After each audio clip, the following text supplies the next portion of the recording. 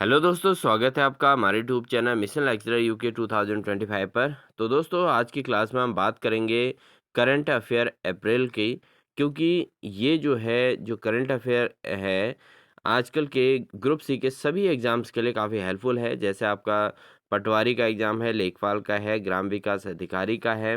इसके अलावा अन्य समूह गौ के सभी एग्ज़ाम्स हैं। साथ ही यहाँ पर लोअर पीसीएस, अपर पीसीएस के प्री एग्ज़ाम्स है, उसके लिए भी हेल्पफुल है। तो बिना देरी किए हुए पूरी क्लास को स्टार्ट करते हैं और लेते हैं कुछ महत्वपूर्ण क्वेश्चंस की जानकारी। और इससे पहले आपसे रिक्वेस्ट है, अगर आप चैनल पर नए हैं तो प्लीज़ चैनल को सब्सक्राइब करके बेल आइकन दबाकर ऑल नोटिफिकेशन ऑन कर लीजिएगा, जिससे इसी प्रकार की लगातार क्लासेस आपको हमारे चैनल के माध्यम से देखने को मिलेंगी। तो बिना देरी किए हुए आज की क्लास को स्टार्ट करते हैं। आज की क्लास का पहला क्वेश्चन है दोस्तों, लता दीनानाथ मंगेशकर पुरस्कार 2025 किसे दिया जाएगा? तो यहाँ पर पूछा गया है कि लता दीनानाथ मंगेशकर पुरस्कार 2025 किसे दिया जाएगा? तो ऑप्शन है रतन टाटा, नारायण मूर्ति या कुमार मंगलम बिरला या आनंद महिंद्रा। तो ये जो है लता दीनानाथ मंगेशकर पुरस्कार जो मिलेगा वो दिया जाएगा कुमार मंगलम बिरला को। ठीक है दोस्तों, ऑप्शन नंबर सी इसका सही आंसर रहेगा। बढ़ेंगे दोस्तों अगले प्रश्न की ओर। अगला क्वेश्चन है दोस्तों, Lawrence world sportsman of the year award 2025 जीतने वाले मोडो डुप्लेटिस किस खेल से संबंधित हैं? ठीक है, तो मोडो डुप्लेसिस जो प्लेयर हैं, ठीक है, Lawrence world sportsman of the year award 2025 जीतने वाले जो मोडो डुप्लेसिस है वो कौन से खेल से रिलेट करते हैं? पोल वॉल्ट, टेनिस, हॉकी या फुटबॉल? तो ये हैं दोस्तों पोल वॉल्ट के प्लेयर रहे हैं ये। तो ऑप्शन नंबर ए इसका बिल्कुल सही आंसर रहेगा। बढ़ते हैं दोस्तों अगले प्रश्न में। आदिवासी साहित्य संस्था ने कोक बोरोक भाषा को संवैधानिक दर्जा दिए जाने की मांग की। यह भाषा किस राज्य में बोली जाती है? तो जो आदिवासी साहित्य संस्था है उसने कोक बोरोक भाषा को संवैधानिक दर्जा देने की मांग की। यह भाषा किस राज्य में बोली जाती है? तो ये बोली जाती है दोस्तों त्रिपुरा में। कहाँ बोली जाती है? त्रिपुरा की भाषा है कोक बोरोक। ठीक है दोस्तों, तो ऑप्शन नंबर डी इसका सही आंसर है। आदिवासी साहित्य संस्था की ओर से है ये दोस्तों कोक बोरोक भाषा, और इसको संवैधानिक दर्जा देने की मांग इन्होंने की है और ये त्रिपुरा में बोली जाती है। अगला प्रश्न है दोस्तों, राष्ट्रीय पंचायती राज दिवस कब मनाया जाता है? तो राष्ट्रीय पंचायती राज दिवस कब मनाया जाएगा दोस्तों? 24 अप्रैल, 25 अप्रैल, 26 अप्रैल या 27 अप्रैल? तो पंचायती राज दिवस जो मनाया जाता है दोस्तों मनाया जाता है 24 अप्रैल को। 24 अप्रैल इसका बिल्कुल सही आंसर रहेगा दोस्तों। पंचायती राज दिवस 24 अप्रैल को मनाया जाता है। ऑप्शन नंबर ए इसका बिल्कुल सही आंसर होगा। बढ़ते हैं दोस्तों अगले प्रश्न में। पोप फ्रांसिस का हाल ही में निधन हुआ, यह किस देश से संबंधित थे? तो दोस्तों पोप फ्रांसिस जो है जिनका हाल ही में निधन हुआ था, ये जो है वेटिकन सिटी से बिलोंग करते हैं। और ऑप्शन नंबर बी इसका सही आंसर हो जाएगा दोस्तों। ठीक है, पोप फ्रांसिस ये वेटिकन सिटी से बिलोंग करते हैं, इनका निधन हो गया है और ऑप्शन नंबर बी यहाँ पर सही आंसर हो जाएगा। अगला क्वेश्चन है दोस्तों, यूनेस्को द्वारा हाल ही में कितने स्थलों को ग्लोबल जियो पार्क नेटवर्क में शामिल किया गया है? तो यूनेस्को ने हाल ही में जो जियो जियो पार्क नेटवर्क में शामिल किया गया है, ग्लोबल जियो पार्क नेटवर्क में जो शामिल किया है दोस्तों, वो किया गया है 16 स्थलों को। ठीक है, कितने स्थलों को? 16 स्थलों को। तो ये आगामी एग्जाम्स के लिए काफ़ी हेल्पफुल हैं दोस्तों क्वेश्चन, इसलिए इनको आप नोट करते रहिएगा। ठीक है, बढ़ते हैं अगले प्रश्न की ओर। अगला प्रश्न है, भारत का सबसे बड़ा क्रूज टर्मिनल कहाँ लॉन्च किया गया है?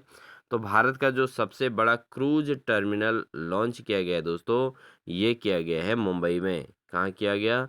मुंबई में दोस्तों भारत का सबसे बड़ा क्रूज टर्मिनल लॉन्च किया गया है, इसलिए ऑप्शन नंबर डी इसका सही आंसर होगा मुंबई।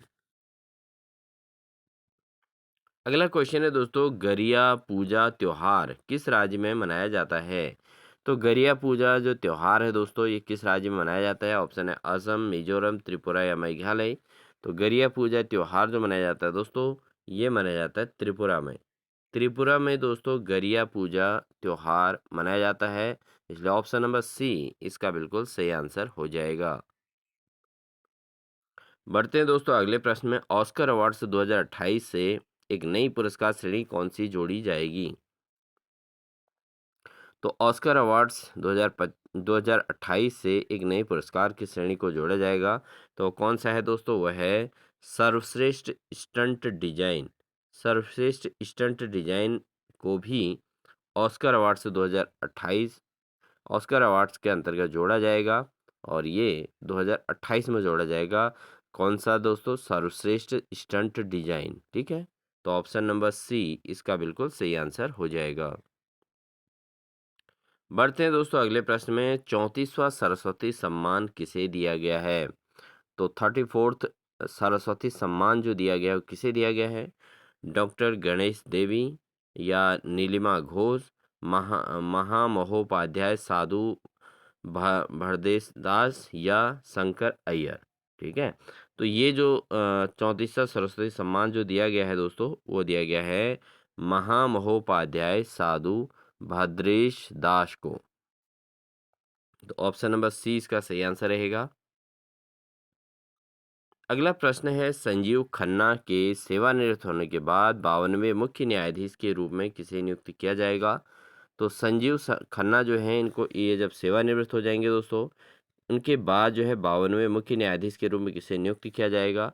तो ये किया जाएगा दोस्तों justice B R Gavai. Justice B R Gavai को दोस्तों यहाँ पर 52वें मुख्य न्यायाधीश के रूप में नियुक्त किया जाएगा, इसलिए ऑप्शन नंबर सी इसका बिल्कुल सही आंसर हो जाएगा। लेते हैं दोस्तों अगले क्वेश्चन को। यूनेस्को की memory of the world register में किन दो भारतीय ग्रंथों को शामिल किया गया है? तो यूनेस्को की जो memory of the world register है, इसमें कौन से दो भारतीय ग्रंथ शामिल हैं दोस्तों? ये हुए हैं भगवद गीता और नाट्य शास्त्र। तो भगवद गीता और नाट्य शास्त्र को दोस्तों यूनेस्को की memory of the world register में भारतीय ग्रंथों के रूप में इसको शामिल किया गया है। ऑप्शन नंबर सी इसका बिल्कुल सही आंसर हो जाएगा, भगवद गीता और नाट्य शास्त्र। बढ़ते हैं दोस्तों अगले प्रश्न में। अगला प्रश्न है, भारत की सबसे लंबी रेल सुरंग का निर्माण कहाँ किया जा रहा है? तो भारत के अंतर्गत जो सबसे लंबी रेल सुरंग है दोस्तों, इसका निर्माण कहाँ किया जा रहा है? ये किया जा रहा है दोस्तों उत्तराखंड में। कहाँ किया जा रहा है? उत्तराखंड के अंतर्गत दोस्तों भारत की सबसे लंबी रेल सुरंग का निर्माण किया जा रहा है। ऑप्शन नंबर डी इसका सही आंसर हो जाएगा। बढ़ेंगे दोस्तों अगले प्रश्न में। अगला प्रश्न है, हाल ही में वर्ल्ड विलियर्ड का खिताब किसने जीता है? तो वर्ल्ड विलियर्ड्स का जो खिताब जीता है दोस्तों, किसने जीता है? वो जीता है सौरभ कोठारी ने। किसने जीता है? सौरभ कोठारी ने दोस्तों वर्ल्ड विलियर्ड्स का खिताब जीता है, इसलिए ऑप्शन नंबर डी इसका सही आंसर हो जाएगा। अगला प्रश्न है, हाल ही में भारत ने किस देश के लिए दी गई ट्रांसशिपमेंट सुविधा को समाप्त कर दिया है? तो कौन से देश में जो ट्रांसशिपमेंट सुविधा को समाप्त कर दिया है दोस्तों? ऑप्शन है नेपाल, म्यांमार, बांग्लादेश या श्रीलंका। तो दोस्तों ये किया है बांग्लादेश में। तो बांग्लादेश में दोस्तों जो ट्रांसशिपमेंट सुविधा है उसको समाप्त कर दिया गया है, तो ऑप्शन नंबर सी इसका सही आंसर हो जाएगा दोस्तों। अगला प्रश्न है, वित्तीय वर्ष 2023-24 में भारत को सबसे अधिक प्रेषण यानी कि रेटिमेंस रेमिटेंस किस देश से प्राप्त हुआ है? तो वित्तीय वर्ष 2023-24 में जो भारत को सबसे अधिक प्रेषण प्राप्त हुआ है दोस्तों, वो हुआ था संयुक्त राज्य अमेरिका से। कहाँ से? संयुक्त राज्य अमेरिका से दोस्तों सबसे अधिक प्रेषण जो है इसमें प्राप्त हुआ था, तो ऑप्शन नंबर 20 का सही आंसर हो जाएगा। अगला प्रश्न है, हाल ही में भारत के 23वें विधि आयोग लॉ कमीशन ऑफ इंडिया का अध्यक्ष किसे नियुक्त किया गया है? तो 23वें विधि आयोग का जो अध्यक्ष नियुक्त किया गया है दोस्तों, वो किया गया है जस्टिस दिनेश माहेश्वरी को। किसे? जस्टिस दिनेश माहेश्वरी को दोस्तों हाल ही में 23वें विधि आयोग का अध्यक्ष नियुक्त किया गया है? इसलिए ऑप्शन नंबर सी इसका बिल्कुल सही आंसर हो जाएगा। अगला प्रश्न है दोस्तों, हाल ही में IWLF एथलीट्स एथलीट्स कमीशन का अध्यक्ष किसे चुना गया है? तो हाल ही में जो IWLF एथलीट्स कमीशन का अध्यक्ष चुना गया है दोस्तों, वो चुना गया है मीराबाई चानू को। किसे? मीराबाई चानू को दोस्तों यहाँ पर IWLF एथलीट्स कमीशन का अध्यक्ष चुना गया है मीराबाई चानू को। ठीक है, ऑप्शन नंबर डी सही होगा। बढ़ते हैं दोस्तों अगले प्रश्न में। अंतर्राष्ट्रीय बिग कैट अलायंस IBCA का मुख्यालय किस देश में स्थापित किया जाएगा? तो अंतर्राष्ट्रीय बिग कैट अलायंस IBCA का जो मुख्यालय है वो कहाँ स्थापित किया जाएगा? वो किया जाएगा भारत में। कहाँ दोस्तों? भारत के अंतर्गत स्थापित किया जाएगा। बढ़ते हैं दोस्तों अगले प्रश्न में। 13 अप्रैल 2025 को जलियांवाला बाग हत्याकांड की कौन सी वर्षगांठ मनाई जाएगी? तो यहाँ पर दोस्तों ये वर्षगांठ मनाई गई है 13 अप्रैल को। तो कौन सी वर्षगांठ मनाई गई है? तो 13 अप्रैल को जो जलियांवाला बाग का हत्याकांड का जो वर्षगांठ थी दोस्तों वो थी 106वीं। ठीक है, तो इसी प्रकार के दोस्तों जब थोड़ा पेपर क्रिटिकल बनाना हो तो ऐसी स्थिति में इन चीज़ों को भी एग्जाम्स में पूछा जाता है। तो आप बिल्कुल प्रिपेयर रहें। जो भी क्वेश्चंस आपको मिल रहे हैं कहीं न कहीं आपके लिए बहुत ज़्यादा बेनिफिशियल होने वाले हैं। तो इसलिए इनको आप नोट्स बना लें या माइंड कर लें दोस्तों, याद कर लें। ठीक है? बढ़ते हैं अगले प्रश्न में। अगला क्वेश्चन है, हाल ही में FIDE महिला विश्व शतरंज चैंपियनशिप किसने जीती है? तो हाल ही में जो FIDE महिला विश्व शतरंज चैंपियनशिप हुई थी, तो ये किसने जीती थी? ये जीती थी दोस्तों जू वेनजून ने। किसने? जू वेनजून ने ये जो है चैंपियनशिप जीती थी। तो ऑप्शन नंबर सी इसका सही आंसर हो जाएगा। अगला क्वेश्चन है दोस्तों, भारत ने पहलगाम टेररिस्ट अटैक के बाद सिंधु जल संधि को रद्द करने की घोषणा की। यह संधि किस वर्ष हुई थी? तो दोस्तों हाल ही में जो पहलगाम टेररिस्ट अटैक हुआ है तो इससे सिंधु जल संधि को रद्द करने की घोषणा की गई थी। तो ये जल संधि कब हुई थी? ये हुई थी दोस्तों 1960 में। 1960 में ये जल संधि हुई थी। तो इसको अब रद्द करने की घोषणा की गई है। बढ़ते हैं अगले प्रश्न में। अगला प्रश्न है, the great conciliator Lal Bahadur Shastri and the transformation of India नामक नवीनतम पुस्तक किसके द्वारा लिखी गई है? तो दोस्तों the great conciliator Lal Bahadur Shastri and the transformation of India नामक जो नवीनतम पुस्तक लिखी गई है, ये लिखी गई है दोस्तों संजीव चोपड़ा के द्वारा। किसके द्वारा? संजीव चोपड़ा के द्वारा ये लिखी गई है। ऑप्शन नंबर बी इसका सही आंसर हो जाएगा। बढ़ेंगे दोस्तों अगले प्रश्न में। हाल ही में चर्चित टोंगा इज़लैंड कहाँ स्थित है? तो टोंगा इज़लैंड जो है ये हाल ही में चर्चित रहा है। और ये कहाँ स्थित है दोस्तों? ये है दक्षिण प्रशांत महासागर में। कहाँ है? दक्षिण प्रशांत महासागर में है दोस्तों टोंगा इज़लैंड्स। ठीक है, बढ़ते हैं अगले प्रश्न में। अगला क्वेश्चन है दोस्तों, राष्ट्रमंडल देशों की पहली अफ्रीकी महिला महासचिव कौन बनी है? तो दोस्तों जो राष्ट्रमंडल देश हैं इनकी जो पहली अफ्रीकी महिला महासचिव बनी है वो बनी है सिरले बैकवे। ठीक है, ये कौन बनी है? सिरले बैकवे बनी है दोस्तों। ऑप्शन नंबर ए इसको याद कर लीजिएगा, नोट कर लीजिएगा। ये राष्ट्रमंडल देशों की पहली अफ्रीकी महिला महासचिव बनी है। बहुत इंपॉर्टेंट क्वेश्चन है दोस्तों क्योंकि PCS pre, lower PCS, upper PCS pre के अंतर्गत और साथ ही ग्रुप सी के अंतर्गत, क्योंकि देश विदेश की यहाँ पर जो है सामान्य ज्ञान के अंतर्गत टॉपिक रखा गया है। तो इसलिए जो है आप इसे जरूर स्टडी कर लीजिएगा।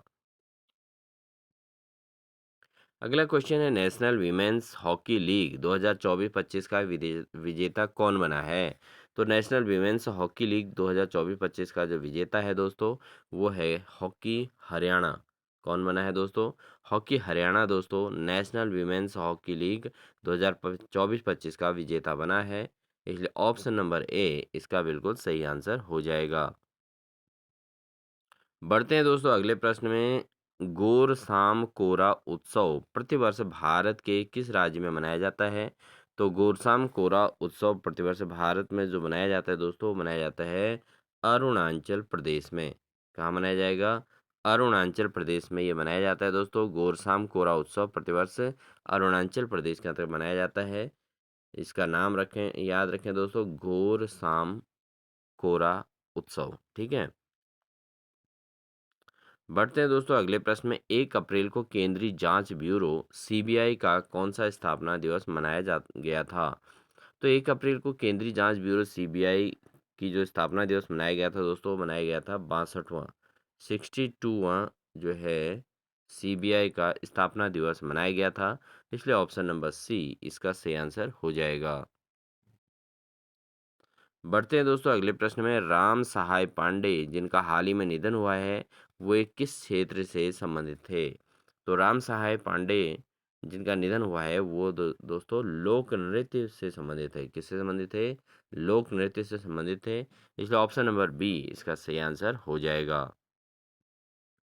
बढ़ते हैं दोस्तों अगले प्रश्न में। चर्चा में रही डोकरा कला मुख्य रूप से भारत के किस राज्य से संबंधित है? तो डोकरा कला जो है ये किस राज्य से संबंधित है दोस्तों? ये है छत्तीसगढ़ से, ठीक है। भारत में छत्तीसगढ़ राज्य से जो है ये मुख्यतः जो डोकरा कला है ये मुख्य रूप से यहाँ से संबंधित है, छत्तीसगढ़ से, ठीक है, डोकरा कला। अगला क्वेश्चन है दोस्तों। प्रधानमंत्री नरेंद्र मोदी को मित्र विभूषण पुरस्कार किस देश द्वारा प्रदान किया गया है? तो नरेंद्र मोदी जी को जो विश्व मित्र विभूषण का पुरस्कार मिला था दोस्तों, ये मिला था श्रीलंका के द्वारा, ठीक है। तो श्रीलंका ने जो है नरेंद्र मोदी जी को मित्र विभूषण पुरस्कार से सम्मानित किया था। तो ऑप्शन नंबर सी इसका सही आंसर हो जाएगा दोस्तों। अगला क्वेश्चन है दोस्तों। विश्व स्वास्थ्य दिवस कब मनाया जाता है? तो विश्व स्वास्थ्य दिवस जो मनाया जाता है दोस्तों, मनाया जाता है 7 अप्रैल को। कब मनाया जाता है? 7 अप्रैल को दोस्तों विश्व स्वास्थ्य दिवस मनाया जाता है। इसलिए ऑप्शन नंबर बी इसका सही आंसर हो जाएगा। तो दोस्तों ये थी हमारी आज की क्लास। आई होप आपको हमारी क्लास अच्छी लगी होगी। क्लास अच्छी लगी तो वीडियो को लाइक ज़रूर कर दीजिएगा। साथ ही चैनल पर नहीं तो चैनल को सब्सक्राइब कर लीजिएगा। साथ ही बेल आइकन दबाकर ऑल नोटिफिकेशन ऑन कर लीजिएगा, जिससे लगातार आपको इसी प्रकार की क्लासेस हमारे चैनल के माध्यम से देखने को मिलेंगी। मिलते हैं आपको एक अन्य बेहतरीन क्लास के साथ। तब तक के लिए अपना ध्यान रखिए दोस्तों। Wish you all the best.